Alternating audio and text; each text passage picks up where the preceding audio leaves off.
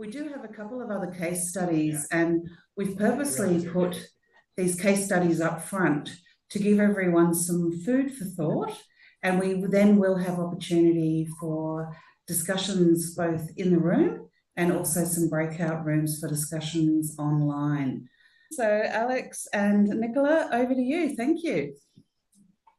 Thank you so much, Wendy.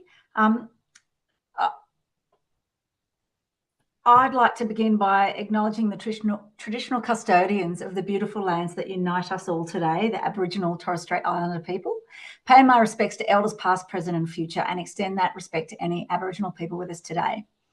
I'd particularly like to honour the Gambanga people, whose land I feel blessed to stand upon, and I'd like to acknowledge their ongoing custodianship of the lands and waterways that provide us with life, connection, stories, songs and dreamings. My name's Alex Miller. I'm the Manager of Commercial and Credential Education at TAFE New South Wales, and my co-presenter today is Nicola Speden, and Nicola is a Digital Product Manager on my team. So without further ado, let's start our story with an overview of what we've been trying to solve at TAFE New South Wales.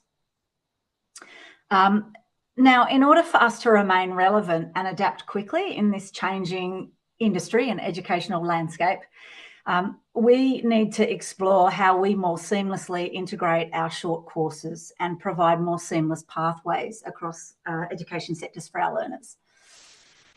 You'd be well aware and have many of the same demands, I imagine, that our learners are wanting more flexible, customisable learning to meet their diverse needs, whether that be time challenges, cultural needs, quick skill recognition that provides them with some value or accreditation. Industry tell us they have critical skill shortages, they need bums on seats. Their employees have skill gaps and they need the learning to be more accessible and relevant. They seemingly care less about qualifications and more about skills. And our business, TAFE New South Wales, needs us increasingly to be more responsive to new developments in industry. We have, constraints from our training packages, compliance requirements and funding models there. The transition from TAFE accredited courses to our TAFE higher ed courses could be more seamless. They're a little bit clunky. Our government, the University Accord paper that you had up before and the VET reform paper all recommend that we work together to create a more unified tertiary sector. And of course, one of our biggest challenges is creating relevant and seamless pathways that transcend the silos of our sectors and our diverse regulatory environments where we lack a shared language and a shared view of credit points. So we've been asked to develop solutions in my team that might address some of these challenges. Our key purpose is to provide our learners with more accessible, relevant and customisable learning pathways so they can succeed in their rapidly changing job markets. We also aim to work with our industry partners to create more targeted training that addresses growing skills gaps and workforce challenges in a more timely and valuable way. And there's no doubt that we need to start working together across sectors to design more integrated and seamless pathways to make lifelong learning more valuable.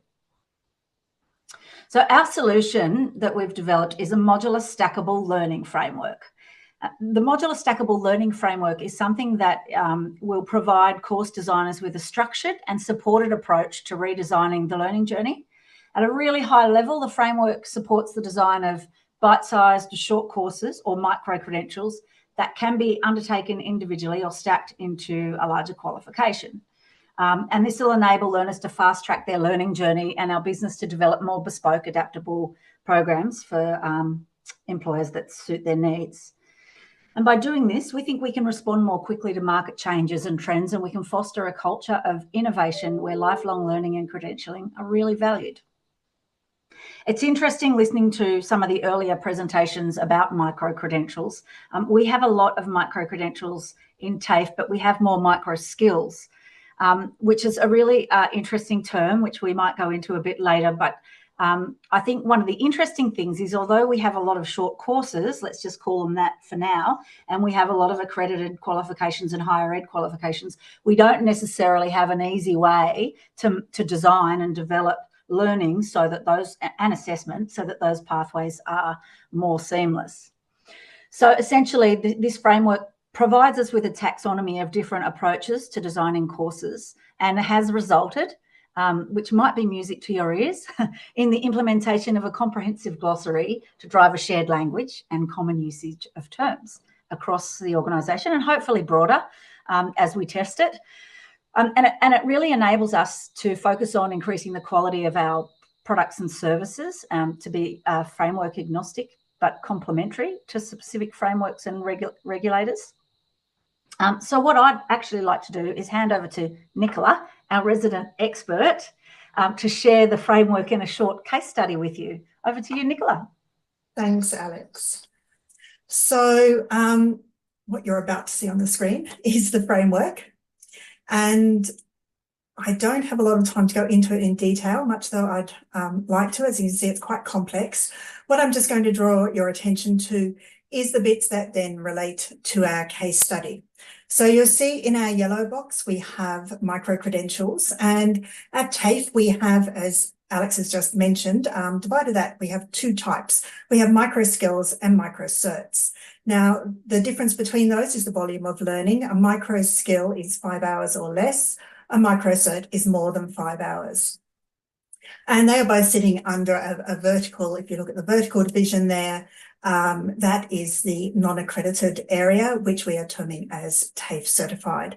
And on the other side, we have accredited learning. I'm going to focus on that side because our case study is a pathway into an accredited qualification. And you can see there are two potential pathways.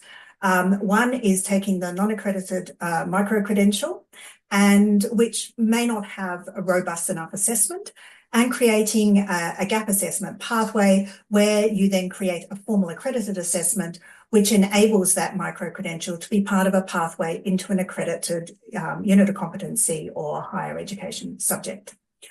The other pathway is the accredited pathway where the micro-credentials are designed from the outset to be stacked together or combined to be fed into a pathway into credit for a unit or subject. So if we look at our case study, if it's just the next slide, Alex, then you'll see that the project brief was to design 2 micro-credentials for staff capability uplift with the potential to provide a pathway into a related higher education diploma. And our task was to look at the credit pathway. Well, the first issue we came up with was that course design and development had already begun on both the diploma and on the micro-credentials, and they were both being done separately, and they both had separate criteria to meet and separate deadlines. So if you take away nothing else from this, I would suggest that when you're designing micro-credentials, you don't do it as an afterthought, that it is far more effective to design it up front. So the specific challenges that we encountered was that each micro-credential is what essentially what we would have called a micro-skill. They were only 4 hours. And the proposal was that they would have a pathway into a higher education subject, which was 120 hours. So quick maths, that means that the micro-credential would be about 3% of your higher ed subject. And so we immediately had an issue about whether the learning was going to be sufficient and robust enough. And just as a bit of context, 4 hours is equivalent to the face-to-face component of 1 week's study in the higher ed subject, and the students would be expected to allocate 10 hours per week. So you can see it's a very, very small percentage. And it then had to look at the overall impact on student experience, in that if a student did receive, say, RPL, well, how would it really benefit them, and how would it impact on the holistic experience of learning, particularly as the higher ed subjects were designed for active and collaborative learning. Also, the micro-credentials would only cover part of one learning outcome and part of one assessment task, and generally a very small part of each. So, how could this be implemented? And basically, with difficulty would be the answer. And also, would it even be worth the administrative burden to try and provide RPL for this tiny amount of learning, basically, was it justifiable? And the answer is probably not. And finally, would the pathway meet the requirements of current policies and procedures? Not as they currently exist, where it's required that credit can only be given to a whole subject in the higher ed space at TAFE. So we're left with, well, what could we do with this? And of course, we looked at the micro-credentials, and they have an intrinsic value for staff capability uplift. That was their original purpose, the original design. So they still had value in that space. And the potential is they could be offered as tasters for the diploma. And there is precedent for that within the Institutes of Applied Technology. We then looked at, well, what would a viable diploma credit pathway, micro-credential pathway look like? And so we did discuss that with the creators of the higher ed subjects and determined that these each had 3 distinct assessment tasks. And we could, in fact, divide the higher ed subjects into 3 substantial micro-credentials that would be about 40 hours each, which would also have elements of reusability, because we could reuse the assessment tasks and we could reuse the content with only a little bit of tweaking to create those 3 micro-credentials that put together would be equivalent to the whole subject and could then be used as a pathway into the diploma as a whole. And then we further explored a bit more, because the 2 subjects that had been identified for the original proposal were both elective subjects, and our recommendation was that to go back to look at them and to see if we could find, to look at the diploma as a whole and to see if we could find core units that would actually be relevant to all students and not just a subset of students, which would be more efficient and more effective use of the work involved in making micro-credentials.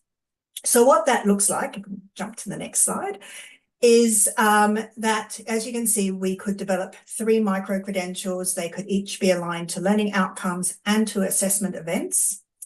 And they are stacked vertically because they are sequential as related to the scaffolding of learning. So anyone could come in and do micro-credential 1, but to do 2 and 3, you would have to do the preceding micro-credentials. But on completion of all 3, you could then be granted credit for subject X, and that would be your way into the diploma. And of course, that's only one method. If you were actually to come and look at the micro-credential design from the very start, you could actually then do a lot more work around, can we offer 3 micro-credentials that are perhaps horizontally stacked, so that you wouldn't perhaps need to have meet the prerequisites of doing the previous micro-credentials. How would they be divided? You could factor into the design at the beginning, the micro-credential divisions. And that concludes this very quick look at our framework and case study. Back to you, Alex. Thank you, Nicola. Look, Wendy, thanks so much for having us today. I think this is such a great opportunity to start the conversation on how we shape the future together, and we're really looking forward to collaborating more and developing some really fun partnerships to make education more accessible and transferable and have impact across the board. I'm not sure how we're going for time, and if you wanted to pause for any questions, if we had time for some questions. I was going to be paused to see if anyone did have a quick question. Margot, yes, Margot? I just have one around the learners. I think we talk a lot about teaching learning, and I'm not hearing as much around recognition. So how are you recognising that learning, or how do you want to recognise that learning, I guess, might be a question too, either in whatever sense that looks like, whether it's digital or not. So were you able to hear that, Alex? Was the question around how we recognise the learning that's It's how you actually recognise the learning. Yeah.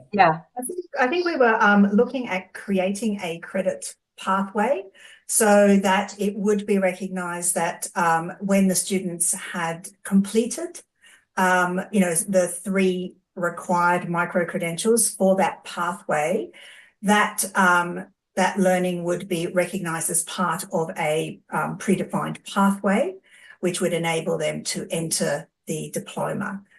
I'm not sure, is that the right? Am I approaching that the right way, or was the question perhaps? The question is probably subtly different, and I'll elaborate because I know where Margot's going. If a student just comes in and does, say, the first micro-credential, what do they get? Oh, okay. So any of the anything in the in our modular and stackable learning framework, we have termed the non-accredited aspect of that TAFE certified, and that is because any module within that framework would result in a certification from TAFE. There are different certifications. It could be a certificate of completion. It could be a statement of attainment. It depends a bit on what that actual module looks like. But yes, they would receive a certification on completion of each micro-credential or module. And just to add a little bit of context to that, we, traditionally we map to training packages as units of competency. So we're mapping to whole units. But what we are hoping to scale in the organisation is some of the co-designs we've done with our industry partners. Amazon Web Services is a great example. We would be mapping to the JSC skills framework and occupation roles at the same time, and hopefully use some in the future. We are working on, proposals where we might use machine learning and natural language processing to map to multiple frameworks. But the organisation is very focused on curriculum design at the moment and developing curricula with really solid learning outcomes to enable this. But we're in very early stages of that. We're a really big organisation, so to actually implement something of that scale is going to take some time. Yeah. Understood. Okay. Thank you very much, and thank you for coming in and bringing the voice of TAFE and VET to the table. Thank you.